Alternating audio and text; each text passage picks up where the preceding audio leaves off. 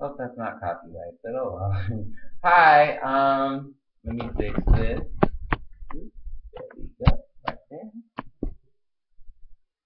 Hi everyone, it's me. I'm back again with another recap for Dancing with the Stars. Week 4. It really feels like week 5. Week 2 really threw me off. But yeah, we're at week 4. Week 4. Most memorable year. Um, as you all know, most memorable year is very emotional. Lots of emotional dances, lots of crying, lots of tears. Um, you know, it's just a way to really get to know the star and for them to tell a story that a lot of them never told before, or if they have told the story, a different layer has been added to that story. So yeah, Tom Bergeron was with his sick dad, so Alfonso took over for him this week. Aaron was still there. There are still 3 judges, but the only change was that Alfonso stepped in for Tom this week. Um, and he did a good job as host. So dude, um, took a couple jabs at himself, um, and he was able to talk some and keep the banter going between people. So yeah, let's just go ahead and start. First couple is Alexa and Mark with a foxtrot. Um, they got a 21. Sorry this is so late. I didn't get a chance to do it earlier today. Stuff happened, but yeah. So yeah, Alexa and Mark with their foxtrot. Her year was 2000. I first want to say that last week Alfonso gave her a comment about the fact that she needs to be invested in her partnership for the show and not her husband, which I thought was a totally valid um, critique and something she needed to hear. And it seems like she took it left. She just went completely left with it and took it in a way that Alfonso really didn't mean, in saying that she needs to not support her husband and that she needs to not talk or be with her husband and that she that kind of stuff. Which I was like, he wasn't saying that. He was saying that your partnership is with Mark, it's not with Carlos. So you need to, be with Mark and be in the moment with Mark. So she took that the wrong way, which I take to mean she's probably not going to go too much further in this competition. She's not invested in the partnership the way that she should be, and she's not invested in the partnership the way that her husband is invested in his partnership. Um, so yeah, they had a foxtrot. She did decent for her first ballroom dance. Shoulders were super high. Um, she messed up, probably blanked on like the last like 20, 25 seconds of the dance. Um, what else? The hair didn't really do her favor. The glasses were kind of terrible. They were awful. They made her look like a grandma. Um, I mean, I guess the judges might have been able to throw in an 8. I don't know. I was thinking maybe this could be an 8, but toward the end, it really just fell apart. It like super fell apart. So I can see why the 7s were given. Um, she's kind of in danger zone, and yeah, so we'll see about that. There's also a couple of other celebs that I think should have been about her level. She should have been like a point higher, a point, and a couple others should have been like a point or two lower. So they should have been around the same area. But I'll get to that. Next, we have um, Gary and Anna. They did a jazz. They got a 16. His year was 1978 or 79 when he got his Oscar nomination. Um, and I mean, I can't say much about Gary. Terrible dancer. But I guess he's fun. He's entertaining. He's fun to watch. The novelty kind of wore off last week. I really felt it, where it's like, okay, it's about time for him to go. He's not going to get better. This dance showed it. He's not going to get better.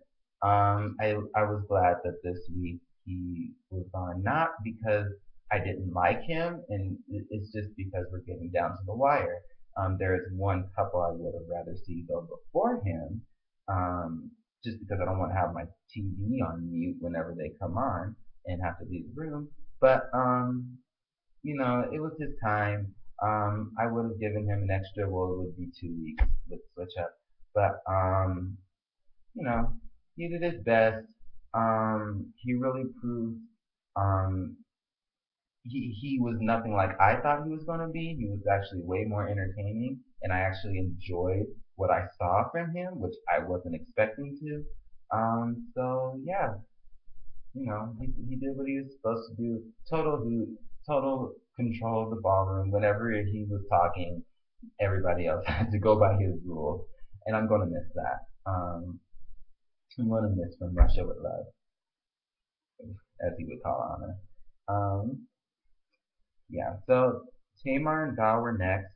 They had a rumba. They got a 27. It was her year was 2012, and it was I was kind of trying to figure out what when I heard it was 2012, trying to figure out a bunch of things because she could have talked about when she released her single Love and War and how that went to #1 on some charts and how that was like a huge successful single for her and like kind of her comeback breakthrough single. Or she could have talked about the fact that she was pregnant or she got pregnant with her son. Or what she actually went with, which was my other thought, was the fact that her husband almost died in 2012.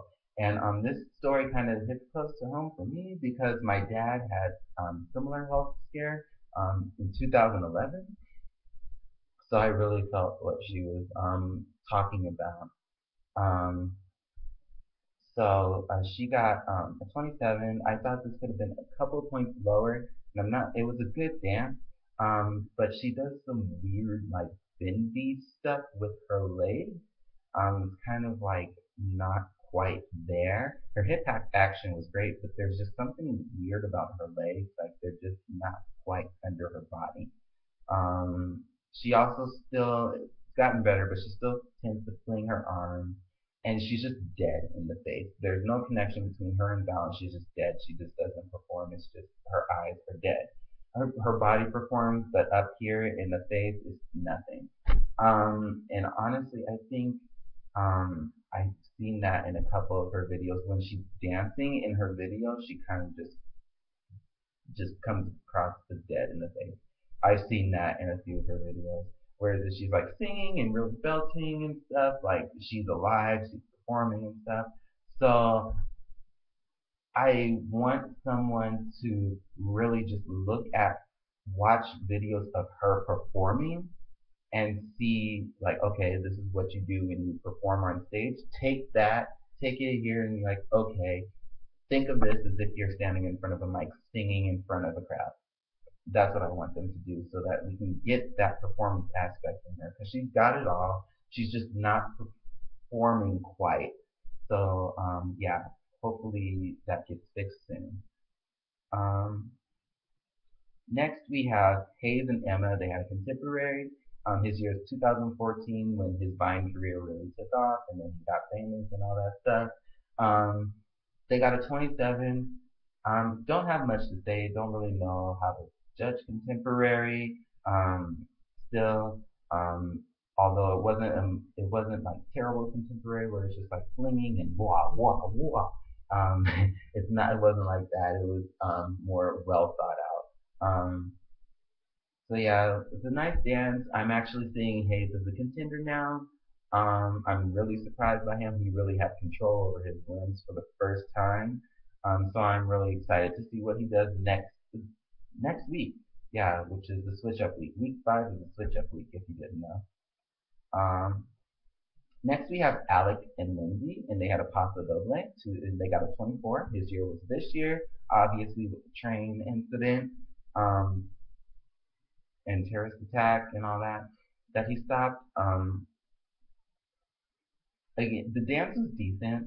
I'm not going to take this Latin dance as a judgment for the rest of his Latin dances because one, the Paso Doble is a completely different beast, in that it's not completely different, but like character-wise, movement-wise, and all that, it's different from the other Latin dances. That's number one. He did pretty well with it. Number two, the week he had, with the shooting in Oregon, and him actually affecting him. It was close. Actually, it was almost a home for him. That's his. That was the school he went to. So with the week that he had and he had limited rehearsal time, I understood um, the issues that they had with technique, the fact that he just wasn't there. He wasn't in mindset to be performing last night. So I understood that. I'm not going to hold that against him. Everybody has those weeks. He had one. Excited to see him go. I'm still not convinced that he is.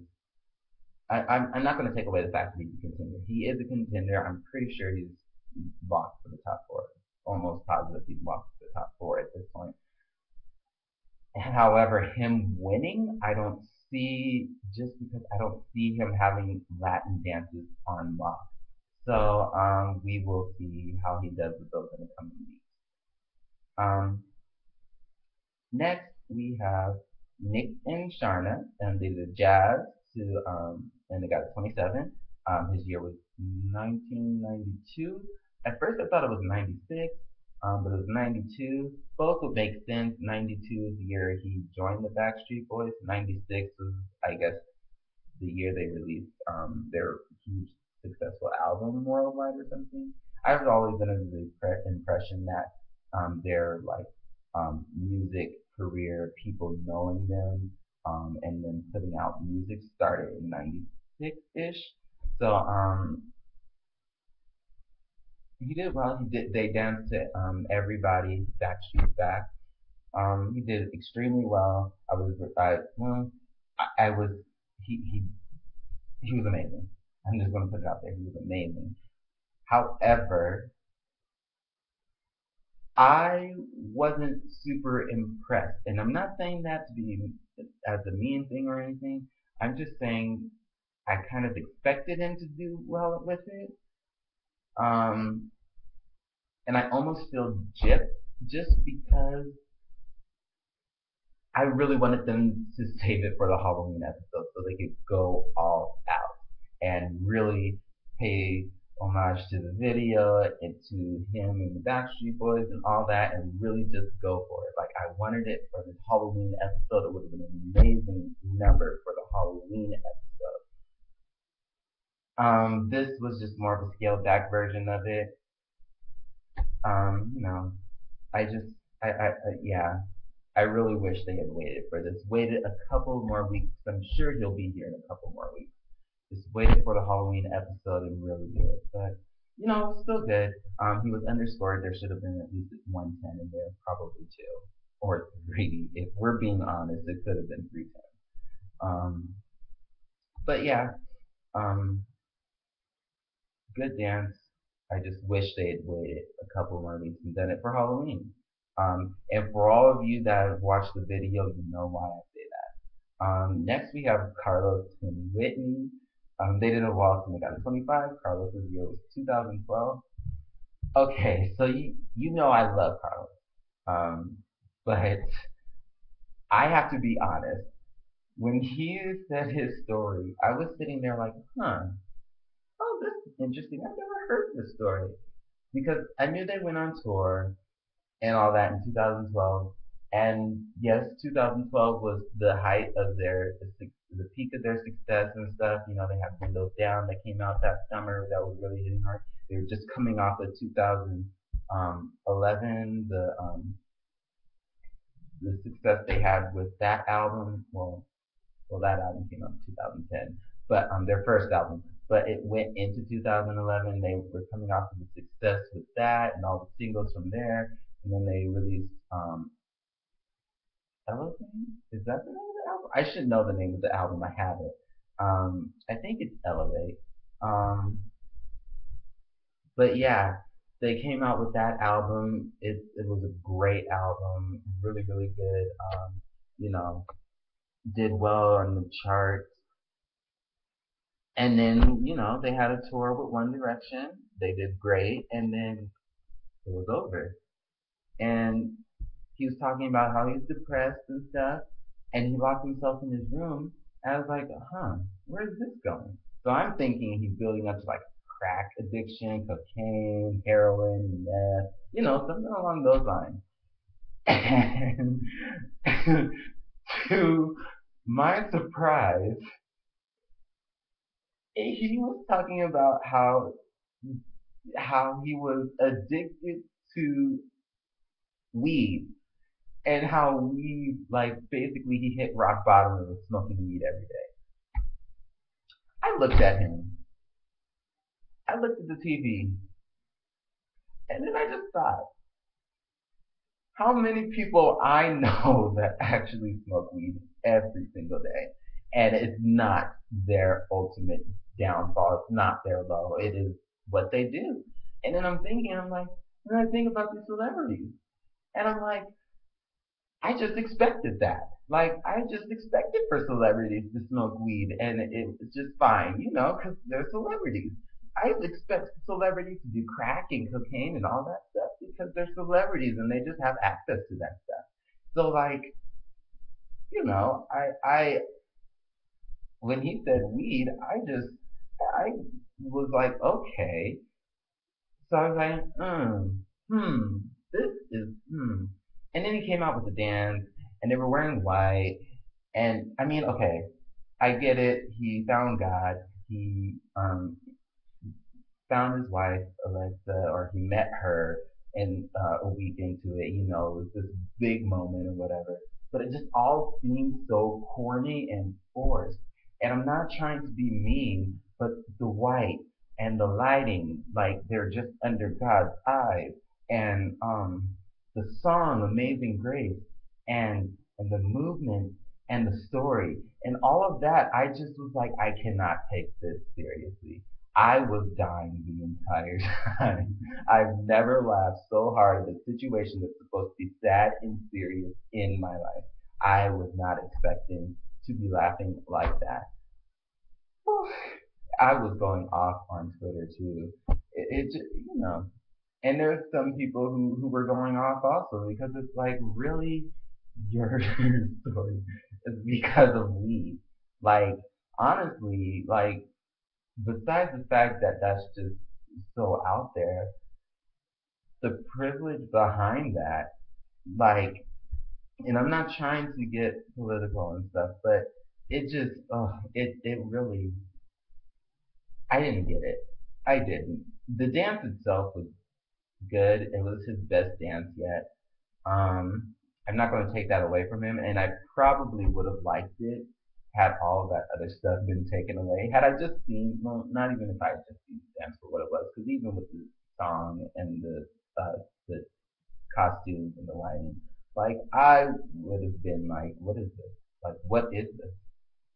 Um, had they had the same dance and changed up the lighting, staging, the costuming, all that stuff, the song, I'm sure I would have liked. I would have really enjoyed it. I like the dance for what, or the dance itself. It's just everything around it that just made me lose the dance. And I feel like that might have been a common thing. I saw a lot of people kind of scratching their heads um, when they got done. So, you know, he was in jeopardy. I hope all the rushers and all his fans and stuff voted for him. I did. Um, yeah, it was kind of a bit of a wake up call. I'm not sure if he's really in trouble or not, but you never know. Whenever somebody's put in jeopardy, you want to make sure that you're voting for him if they're your fave. Next, we have Andy and Allison, and they got a cha cha, and the score was 23. Score was 23. Allison is pregnant, so congrats to her and Twitch. She's 4 months pregnant, which I'm like, wow. But then when I looked at the costume, I was like, okay, I can see that. I can see how she'd be 4 months pregnant.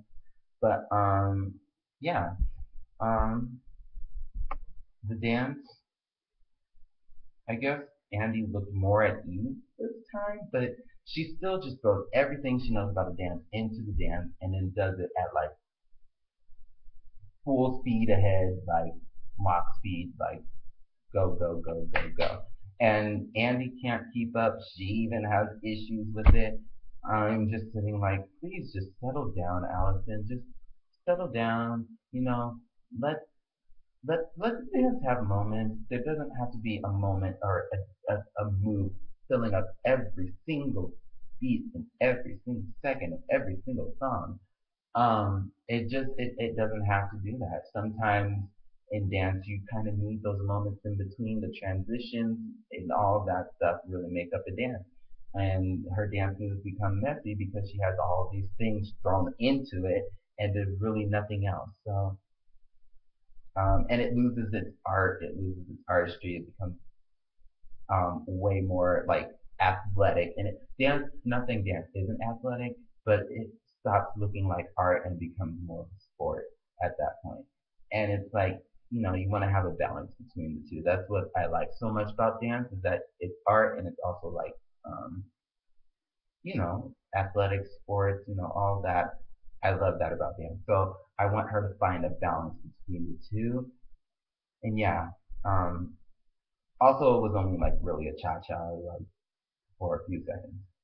Um, so yeah, next we have final. We have Bendy and Derek. They did a contemporary. They got a 28. This could have gotten a perfect score as far as I'm concerned. It was amazing. It was wonderful. It was beautiful. I love how Derek choreographs contemporary dances because it's not like everybody else where it's just like, okay, arm here, here, emotion, boom, boom, boom, kick. You know, it's not like that. It's like it really feels heartfelt. It feels um, relevant to the person, their story that he's trying to tell. I think he Mark can do that. I think Sharna maybe. I haven't really seen many others who can do that with the contemporary routine. On this show at least. Maybe I think Allison, yeah, Allison. But it was great. Her year was 2006, of course, when her dad died. We really got to see Bindi break down. It was sad to see her really break down like that. Um, when she remembered all the little things that her dad and her used to do and stuff, you know, it was sad. But it made a great dance. And you know, Bindi, I just at this point I don't see her losing this thing. She just has way too much going for her. She's a great dancer out of nowhere. Has an amazing personality, amazing soul, just a wonderful person. Has so much joy, so much light. She's just infectious. Um, all the things that you need to win this competition she has. I don't see anybody challenging her at this point. No one. And of course, she has Derek who knows how to really use all of those strengths that she has, and she has a ton, and really make these dances. And they keep having these moments, and those moments are what are going to push her to the end. And for me, what I thought is someone I initially kind of brushed her off when I heard her name. The more I'm seeing her, the more I'm like, this girl is the one to be. Um, so yeah, um, that's it for my recap. Sorry, I was gonna make this shorter, but I went off on Carlos. Um, let me go back to Carlos really quick. I'm not trying to make a joke out of depression and all that. Depression is very real. And I'm not making it seem like depression is like this joke and this small little thing because, you know, depression is huge. Depression is very dark. It's not a good thing. Um, I'm just kind of making light of the fact that it was like really overdone. The dance itself and the story and the part about the weed just made it seem super forced. But depression and all that stuff, I get that. I get it. I understand it. Um, that it was nothing against anybody with depression at all.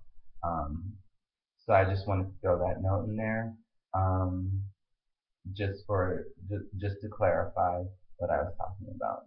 So yeah, next week is switch up week. Um, I might do a video about who the pairings. I know the show is going to completely like do whatever the heck they want to do, look at what we voted for, and be like, okay, well, we'll take that one and then do what else we do, whatever we want to do for the rest of them. I've already seen it start to happen, so yeah. I'll see you all probably or not next week, probably tomorrow, because I think the pairs are being announced on Good Morning America tomorrow. So I'll see you all tomorrow. Yeah. Until then, bye.